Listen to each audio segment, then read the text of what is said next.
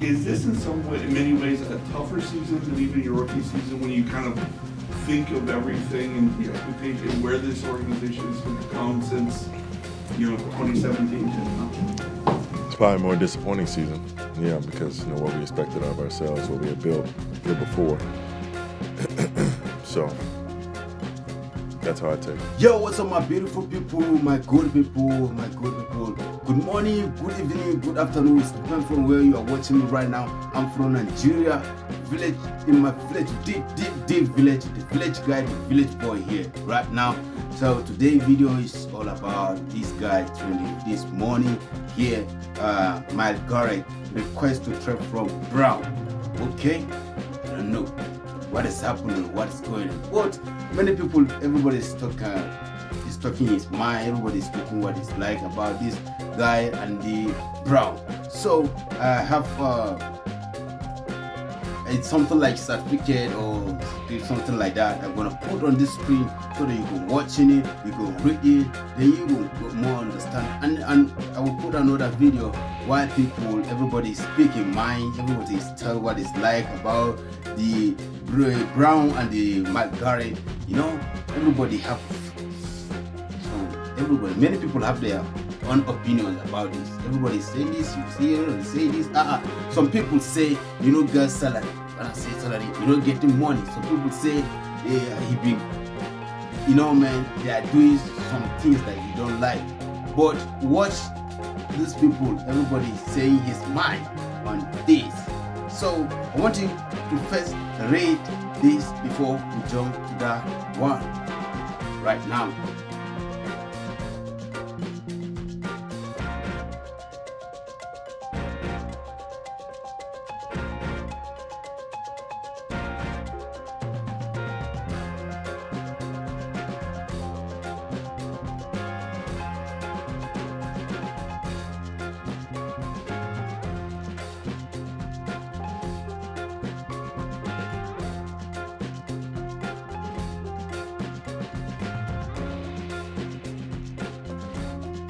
I hope you read this and you understand it.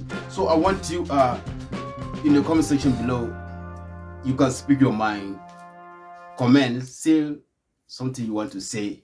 Is free now. So I want you to watch these videos. I got some people here, everybody's now everybody's telling what it's like, everybody's speaking mind, everybody's bringing his own opinion on this, what is going on right now.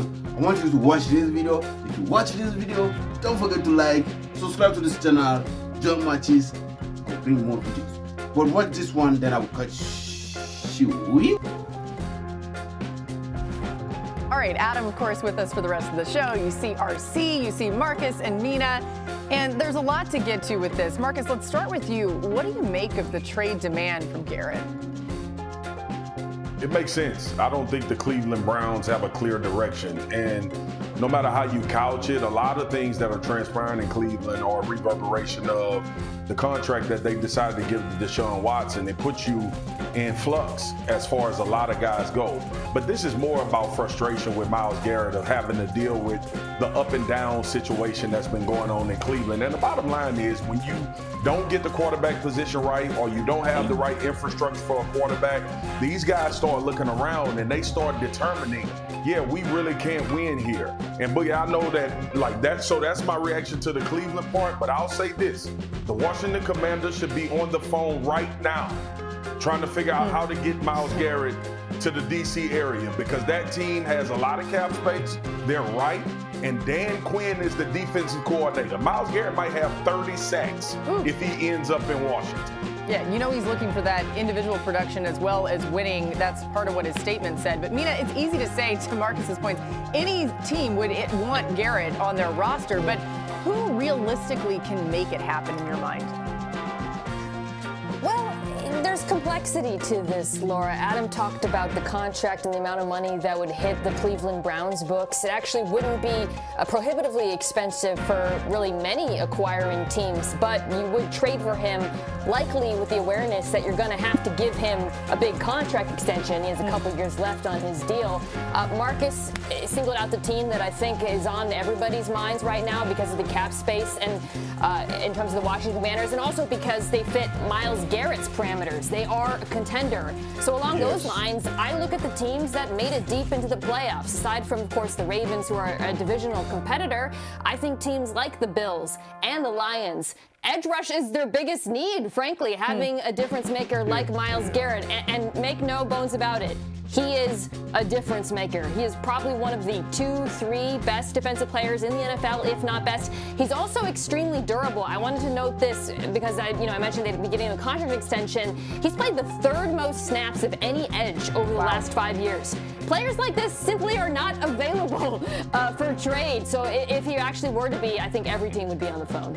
He wants to have the team success to go along with the individual historic accolades that he set throughout his future Hall of Fame career. And to me, it is teams like Washington. It's also teams like the Bills. But what about a team like the Green Bay Packers? Yes, I know you have Rashawn Garrett. You have a secondary that was a little banged up but has young talent now that you've acquired Xavier McKinney. And you were sort of right on the cusp 2 years ago in the playoffs, feeling like, okay, you could take that next step and ascend, and we didn't quite see that this year, although Jeff Hafley made this team much more aggressive on the defensive side of the ball. I think someone like Myles Garrett now elevates everyone on that defense, elevates that team, and I do think they fit the parameters of a contender. And if you're Myles Garrett, I feel like you stuck with what Cleveland was trying to do as long as you possibly could, but time waits for no man, and he understands that it's time to go win big. Yeah, you think about his career and what it would have been like even already had he already been on a contending team. There's still hopefully a lot of future ahead of him. Adam, are there any recent trades that we can look to in terms of like comparable players being moved? And then I think even most importantly, what do the teams get back in return?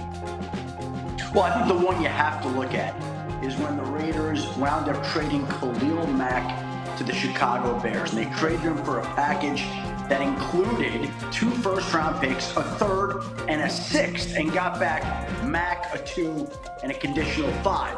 And again, at that point in time, Khalil Mack was 27.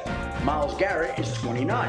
And Khalil Mack was about as dominant then as Myles Garrett is now. Now, Myles Garrett is the reigning Defensive Player of the Year, but at one point, Khalil Mack was about as good as it got in the NFL. That is the comparison. But again, you need a willing trade partner. And we've heard some of the teams mentioned, Washington and Detroit and Buffalo. The fact of the matter is 31 teams would have some level of interest in trading for Myles Garrett. The problem is there's one that right now hasn't been willing to trade him. And until that team is willing to trade him, again, this is Myles Garrett's effort to basically put something out there to try to make it. Adam's FaceTiming right now. That's why that just happened. The only thing that can stop Shefty is his phone. Somebody called him right now, man. Like, we gonna trade for Myles Garrett. Okay, so whoever that was, we're gonna find out who it was, and we're gonna give him. We're gonna say that's a party foul because you cannot call him during the show while he's on TV. Go ahead, Mina. You heard the reference there to Khalil Mack and that trade. Yeah, we're just lucky he didn't get a notification on his screen that everybody saw, like call coming in from the Bills GM or the Commanders GM or something like that, because somebody could have really been blown up. Yeah, so I think Adam brings up an interesting point, because we've been looking at this from the perspective of the acquirer. He is absolutely right. Every single team in the NFL would like to acquire Myles Garrett. Willingness and ability is a different question. Whether the Browns are willing to go along with it, I think that's interesting, because obviously Garrett, if he's willing to hold out, could force the issue.